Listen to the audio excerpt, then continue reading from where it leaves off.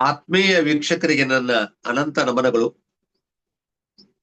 ಇಂದು ಬೆಳಿಗ್ಗೆ ಅಂದ್ರೆ ಶನಿವಾರ ಬೆಳಿಗ್ಗೆ 17ನೇ ತಾರೀಕು ಬೆಳಿಗ್ಗೆ ಬಿಗ್ ಬಾಸ್ ನವರು ಒಂದು ಪ್ರೋಮೋ ಬಿಟ್ಟಿದ್ದಾರೆ.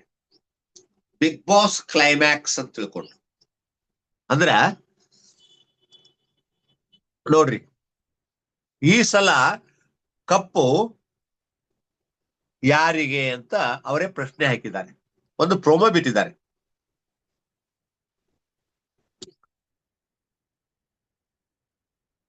ಈ ಪ್ರೋಮೋವನ್ನ ನಾವು ವಿವರವಾಗಿ ನೋಡ್ಬೇಕಪ್ಪ ಅಂದ್ರೆ ಇವತ್ತ ರಾತ್ರಿ 9 ಗಂಟೆಯ ಕಾರ್ಯಕ್ರಮವನ್ನ ನೋಡ್ಬೇಕು. ನಾವು ಬಿಗ್ ಬಾಸ್ ಕಾರ್ಯಕ್ರಮವನ್ನ ನೋಡ್ಬೇಕು. ಅದರಲ್ಲಿ ಇದರ ಬಗ್ಗೆ ಹೆಚ್ಚಿನ ವಿವರಣೆ ಸಿಗ್ತದೆ. ಬಹುತೇಕ ಇವತ್ತ ಕೆಲವೊಂದು ಡಾನ್ಸು ವಗೇರೆ ಏನಾದ್ರೂ ಕಾರ್ಯಕ್ರಮಗಳು ಇರಬಹುದು ಅಂತ ನನಗನ್ಸುತ್ತೆ. ಕಿಚ್ಚ ಸುದೀಪ್ ಅವರು ಬರ್ತಾರೋ ಇಲ್ಲೋ ಅನ್ನೋ ಡೌಟ್ ಅದ. ಮೋಸ್ಟ್ಲಿ ಅವ್ರು ಬರ್ಲಿಕ್ಕಿಲ್ಲ ಅಂತ ಅನ್ಸುತ್ತ. ಯಾಕಂದ್ರೆ ಅವ್ರಿಗೂ ಕೂಡ ಬೇಜಾರಾಗಿದೆ, ಒಂದಷ್ಟು ಬೇಸರ ಆಗಿದೆ ಅವರಿಗೆ. ಹೀಗಾಗಿ ಅವರಿಗೆ ರವಿವಾರ ಒಂದೇ ದಿವಸ ಅವರು ಬರ್ತಾರ ಅಂತ ನನಗನ್ನಿಸ್ತದೆ. ಆ ತರ ಸುದ್ದಿ ಇದೆ. ಇವತ್ತು ಬರ್ಲಿಕ್ಕಿಲ್ಲ ಅನ್ನುವಂತ ಮಾತು ಇದೆ. ಆದ್ರೆ ಕೊನೆಯ ಘಟ್ಟದಲ್ಲಿ ಅವರು ಬಂದ್ರು ಬರ್ಬೋದು. ಏನೋ ಒಂಥರ ಸಸ್ಪೆನ್ಸ್ ಇಟ್ಟಾರ ಅಂತ ಅನ್ಸುತ್ತ. ಒಟ್ಟಿನಲ್ಲಿ ಈ ಪ್ರೋಮೋ ಏನ್ ಹೇಳ್ತದಪ್ಪ ಅಂದ್ರ ಬಿಗ್ ಬಾಸ್ ಕ್ಲೈಮ್ಯಾಕ್ಸ್ ಏನಿರ್ಬೋದು ಅನ್ನೋದ್ರ ಬಗ್ಗೆ ಹೇಳ್ತದ. ಅದರ ಮುನ್ಸೂಚನೆಯನ್ನ ಕೊಡ್ತದ. ಆದ್ರೆ ಯಾರು ನಂಬರ್ 1 ಅನ್ನೋದನ್ನ ಅವ್ರು ಹೇಳಲ್ಲ. ಅದು ನಾಳೆ ರವಿವಾರ ರಾತ್ರಿ 11 ಗಂಟೆ ನಂತರನೇ ಗೊತ್ತಾಗೋದು. 11 ನಂತರ ಅಂದ್ರೆ 11:30 ಅಥವಾ 12 ಗಂಟೆ ಒಳಗಾಗಿ ಯಾರು ವಿನ್ನರು ಯಾರು ರನ್ನರು ಅನ್ನೋದು ಕ್ಲಿಯರ್ ಆಗಿ ಗೊತ್ತಾಗುತ್ತೆ. ನಾವು ಈ ಪ್ರೋಮೋ ಪ್ರಕಾರ ನೋಡಿದಾಗ ಬಿಗ್ ಬಾಸ್ನವರು ಕೂಡ ಇಲ್ಲಿಯವರನ್ನೇ ಗೆಲ್ಲಿಸ್ತಾರ ಅಂತ ಸ್ಪಷ್ಟವಾಗಿ ಎಲ್ಲರಿಗೂ ಗೊತ್ತಾಗ್ಬಿಟ್ಟಿದೆ. ಯಾಕಂದ್ರೆ 100ಕ್ಕೆ 100 ಗುಣಗಳನ್ನ ತಗೊಂಡು ಪಾಸ್ ಆಗಿದ್ದಾರೆ ನಮ್ಮ ಗಿಲ್ಲಿಯವರು. 100ಕ್ಕೆ 100 ಅಂದ್ರ 100 ಗುಣಗಳಿಗೆ 100ಕ್ಕೆ 100 ತಗೊಂಡ್ಬಿಟ್ಟಾರ ಅವ್ರು. ಈಗ ಹೆಂಗ ನೋಡ್ರಿ, ಪ್ರಶ್ನೆ ಪತ್ರಿಕೆ ಒಳಗ ಒಂದು 10 ಪ್ರಶ್ನೆಗಳನ್ನು ಕೊಟ್ಟಿರ್ತಾರ. ಇದರಲ್ಲಿ ಯಾವಾದ್ರೂ ಒಂದು 8 ಪ್ರಶ್ನೆಗಳಿಗೆ ಸರಿಯಾದ ಉತ್ತರವನ್ನು ಬರೆಯಿರಿ ಅಂತ ಹೇಳಿರ್ತಾರ ಅಂತ ತಿಳ್ಕೊಡ್ರಿ. 10ರಲ್ಲಿ 8 ಪ್ರಶ್ನೆಗಳಿಗೆ ಉತ್ತರವನ್ನು ಬರೀರಿ.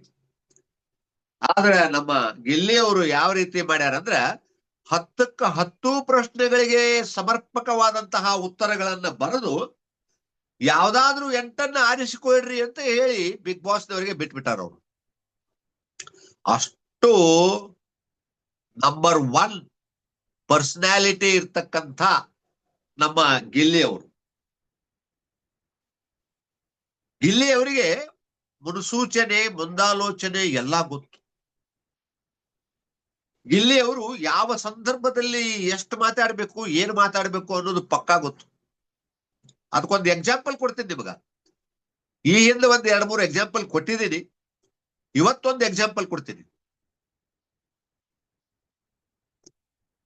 ಗಿಲ್ಲಿಯವರು ತಮ್ಮ ಕಷ್ಟ ಮತ್ತು ಸುಖದ ಬಗ್ಗೆ ಹೇಳ್ಕೊಳ್ಳುವಾಗ ಒಂದು ಕತ್ತಲ ಕೋಣೆಯಲ್ಲಿ ಹೋಗಿ ಅಲ್ಲೇ ಗ್ರಾಫ್ ಹಾಕಿ ಹೇಳ್ಬೇಕು. ಗಿಲ್ಲಿಯವರು ಅಲ್ಲಿ ಹೇಳ್ತಾರ ಏನಂದ್ರ, ಕಷ್ಟದ ದಿನಗಳು ಏನ್ ಹೇಳ್ತಾರ, ಎಲ್ರೂ ದುಡ್ಡು ಕದೀತಾರ, ಚಿನ್ನ ಕದೀತಾರ, ಆದ್ರೆ ನಾನು ಅನ್ನವನ್ನು ಕದ್ದು ಊಟ ಮಾಡಿದ್ದೀನಿ ಅನ್ನುವಂತ ತಮ್ಮ ದುಃಖದ ಸಂಗತಿಯನ್ನು ಹೇಳ್ತಾರ. ನನಗ ಬೆಂಗಳೂರಿಗೆ ಬಂದಂತ ಆರಂಭದ ದಿನಗಳಲ್ಲಿ ಅಂದ್ರೆ ನಾನು 17 ಸೆಪ್ಟೆಂಬರ್ 2016 ಬೆಂಗಳೂರಿಗೆ ಬಂದಾಗ ನನಗ ಮಲಗಲಿಕ್ಕೆ ಜಾಗ ಇರ್ಲಿಲ್ಲ. ಗಾರ್ಡನ್ದಲ್ಲಿ ಅಲ್ಲೇ ಇಲ್ಲೇ ಮಲ್ಕೊಂತಿದ್ದೆ ಅಂತ ಹೇಳ್ತಾರ. ಆಮೇಲೆ ನನಗ ಊಟದ ಬಹಳ ಕಷ್ಟ ಇತ್ತು. ಅವರು ತಮ್ಮ ಈ ಕಷ್ಟದ ದಿನಗಳನ್ನ ಮನಸ್ಸು ಬಿಚ್ಚಿ ಹೇಳ್ಕೊಂಡ್ರು. ಜೊತೆಗೆ ತನ್ನ ಸುಖದ ದಿನಗಳನ್ನ ಹೇಳ್ಕೊಳ್ಳುವಾಗ ಅವ್ರು ಇಬ್ಬರನ್ನ ನೆನೆಸಿಕೊಂಡ್ರು. ಬಟ್ ಒಬ್ಬರನ್ನ ಬಿಟ್ರು. ಅವರು ಯಾಕೆ ಬಿಟ್ರು ಅನ್ನೋದೇ ಅವ್ರ ಜಾಣತನ ಅಂತ ಹೇಳ್ತೀನಿ ನಿಮಗೆ. ಶಿವಣ್ಣ ಅವರು ಶಿವರಾಜ್ ಕುಮಾರ್ ಅವರು ಒಂದು ದಿವಸ ನನಗ, ಗಿಲ್ಲಿ ನಾನಿನ್ನ ಫ್ಯಾನು ಅಂತ ಹೇಳಿದ್ರು. ಇದಕ್ಕಿಂತ ಹೆಚ್ಚಿನ ಖುಷಿ ನನಗೆ ಏನ್ ಬೇಕು, ನಾನು ಬಹಳ ಖುಷಿ ಪಟ್ಟೆ ಅವತ್ತಂತ ಹೇಳ್ತಾರ. ಜೊತೆಗೆ ಅವರು ಶರಣ್ ಅವರು ಗಿಲ್ಲಿ ನಿನ್ ಜೊತೆ ನಾನೊಂದು ಸೆಲ್ಫಿ ತಗೋಬಹುದಾ ಅಂತ ಕೇಳಿದ್ರು ಒಂದ್ ದಿವಸ. ಅದು ಕೂಡ ನನಗೆ ಬಹಳ ಖುಷಿ ಕೊಡ್ತು ಅನ್ನುವಂತ ಮಾತನ್ನ ಹೇಳ್ತಾರೆ. ಬಟ್ ಒಂದು ಮಾತನ್ನ ಹೇಳಿಲ್ಲ ಅವ್ರು. ಅದಕ್ಕೆ ನಾವು ಹೇಳೋದು ಅವರು ಜಾಣರು ಅಂತ. ಅವರಿಗೆ ಇನ್ನೊಬ್ರು ಬಹಳ ಪೆಟ್ ಅದಾರ. ಅವ್ರು ಯಾರು ಅಂದ್ರ ದರ್ಶನ್ ಅವರು, ದಿ ಬಾಸ್ ದರ್ಶನ್ ಅವರು ಗಿಲ್ಲಿ ಅವರಿಗೆ ಬಹಳ ಇಷ್ಟ. ದರ್ಶನ್ ಅವರ ಚಿತ್ರದಲ್ಲಿ ಗಿಲ್ಲಿ ಅವರು ಒಂದು ಪಾತ್ರವನ್ನು ಕೂಡ ಮಾಡಿದ್ದಾರೆ. ಆದಾಗ್ಯೂ ಕೂಡ ದರ್ಶನ್ ಅವರ ಹೆಸರನ್ನ ತಗೊಳ್ಳಿಲ್ಲ ಅವರು. ಕಾರಣ ಏನು ಅಂದ್ರೆ ಅದು ನಮ್ಮ ಕಿಚ್ಚ ಸುದೀಪ್ ಅವರಿಗೆ ಇಷ್ಟ ಆಗಲ್ಲ ಅನ್ನೋದು ಗೊತ್ತವರಿಗೆ. ಕಿಚ್ಚ ಸುದೀಪ್ ಅವರು ದರ್ಶನ್ ಅವ್ರ ಸಿನಿಮಾ ಬಿಡುಗಡೆ ಆಗಿರ್ಬೋದು ಈಗಾಗಲೇ, ಆದಾಗ್ಯೂ ಕೂಡ ಅದರದ್ದು ಟ್ರೇಲರ್ ತೋರ್ಸಿಲ್ಲ ನಮಗಂದ್ರ ಕಿಚ್ಚ ಸುದೀಪ್ ಅವರಿಗೆ ನಮ್ಮ ಬಗ್ಗೆ, ದರ್ಶನ್ ಅವ್ರ ಬಗ್ಗೆ ಅಷ್ಟೊಂದು ಪ್ರೀತಿ ಇಲ್ಲ.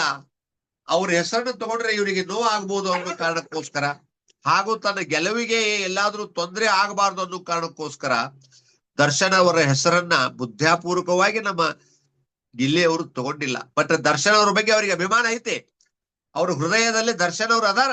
ಬಟ್ ಅದನ್ನು ಬಾಯಿಂದ ಹೇಳಿಲ್ಲ ಅವ್ರು. ಅದಕ್ಕೆ ಹೇಳುದು ನಮ್ಮ ಗಿಲ್ಲಿ ಅವರು ಚಾಣಾಕ್ಷರು, ಜಾಣರು ಅಂತ. ಅದಕ್ಕೋಸ್ಕರ ದಯವಿಟ್ಟು ಎಲ್ರು ಇನ್ನೂ ಅವಕಾಶ ಅದ. ನಾಳೆ ಬೆಳಗ್ಗೆ 10 ಗಂಟೆವರೆಗೆ ಗಿಲ್ಲಿ ಅಭಿಮಾನಿಗಳು ಗಿಲ್ಲಿಗೆ ಓಟ್ ಹಾಕ್ರಿ. 99 ಮತಗಳನ್ನ ಗಿಲ್ಲಿ ಅವರಿಗೆ ಹಾಕ್ರಿ. ಕಾವ್ಯ ಅವರ ಅಭಿಮಾನಿಗಳು ಕಾವ್ಯ ಅವರಿಗೆ ಹಾಕ್ರಿ. ರಘು ಅವರ ಅಭಿಮಾನಿಗಳು ರಘು ಅವರಿಗೆ ಹಾಕ್ರಿ. ಅಶ್ವಿನಿ ಮೇಡಮ್ ಅವರ ಅಭಿಮಾನಿಗಳು ಅಶ್ವಿನಿ ಮೇಡಮ್ ಅವರಿಗೆ ಹಾಕ್ರಿ. ರಕ್ಷಿತಾ ಅವರ ಅಭಿಮಾನಿಗಳು ರಕ್ಷಿತಾ ಅವರಿಗೆ ಹಾಕ್ರಿ. ಆಮೇಲೆ ನಮ್ಮ ಧನು ಅವರ ಅಭಿಮಾನಿಗಳು ಧನು ಅವರಿಗೆ ಹಾಕ್ರಿ. ನಮ್ಮ ಗಿಲ್ಲಿ ಅವರು ಗೆಲ್ಲಬೇಕು, ಗೆಲ್ಲಲೇಬೇಕು. ಅವರ ಗೆದ್ದ ಮರುಕ್ಷಣ ನಮಗೆ ಎಷ್ಟು ಖುಷಿ ಆಗ್ತದಂದ್ರೆ ಅದನ್ನ ಅಕ್ಷರಗಳಲ್ಲಿ ವರ್ಣಿಸ್ಲಿಕ್ಕೆ ಸಾಧ್ಯವಿಲ್ಲ. ನಮಗ್ ಬಹಳ ಅಂದ್ರೆ ಬಹಳ ಆನಂದ ಆಗ್ತದೆ. ಗಿಲ್ಲಿ ಅವ್ರಿಗೆ ಎಷ್ಟು ಆನಂದ ಆಗ್ತದೋ ಗೊತ್ತಿಲ್ಲ, ಬಟ್ ಇಡೀ ಕರ್ನಾಟಕದ ಬಹುತೇಕ ಜನರಿಗೆ ಬಹಳಷ್ಟು ಆನಂದ ಆಗ್ತದ ಅನ್ನುವಂತ ಮಾತನ್ನ ಹೇಳ್ತಾ ನನ್ನ ಈ ವಿಡಿಯೋವನ್ನು ಮುಗಿಸ್ತಾ ಇದ್ದೀನಿ ಸರ್. ದಯವಿಟ್ಟು ಸಬ್ಸ್ಕ್ರೈಬ್ ಆಗ್ರಿ, ಲೈಕ್ ಮಾಡ್ರಿ, ಶೇರ್ ಮಾಡ್ರಿ, ಸಪೋರ್ಟ್ ಮಾಡ್ರಿ. ನೀವು ಸಬ್ಸ್ಕ್ರೈಬ್ ಆಗಿದ್ರಿ ಅಂದ್ರೆ ಬೇರೆದವ್ರಿಗೂ ಕೂಡ ಆಗ್ಲಿಕ್ಕೆ ಹೇಳ್ರಿ, ನಮಗ್ ಸಪೋರ್ಟ್ ಮಾಡ್ರಿ. ಆಮೇಲೆ ಕಮೆಂಟ್ ಬಾಕ್ಸ್ ನೊಳಗೆ ತಮ್ಮ ಅಭಿಪ್ರಾಯಗಳನ್ನ ಹಾಕ್ರಿ ಅಂತ ಹೇಳ್ತಾ ನಾನು ಈ ವಿಡಿಯೋವನ್ನು ಮುಗಿಸ್ತಾ ಇದ್ದೀನಿ ಸರ್.